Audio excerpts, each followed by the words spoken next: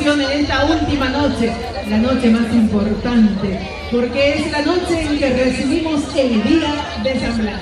Destacamos con una mezcla de emociones.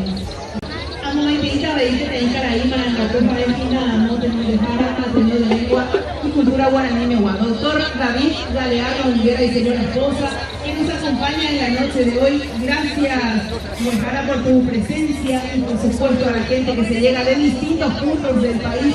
Ya mencionamos a los iseños, a las iseñas como anfitriones y a todos de distintos lugares de la República. El guaraní no habla Paraguay peñaretó como idioma oficial. Usted se lo pide índio ahí, con mundo puya después, por el coa, como idioma oficial. Usted a Paraguay. A donde institución tu se iba generaba Ateneo de Lengua y Cultura Guaraní. Hoy con Amejita ya de nivel, ya de muy bien, a apoyo y divulgación para este. Ahora imparece en Guaña de Guaraní.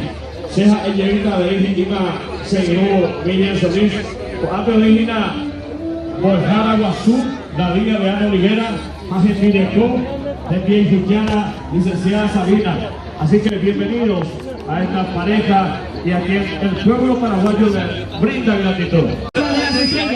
Los Casco en el escenario del Campo de la Miel. Qué gusto, igualmente.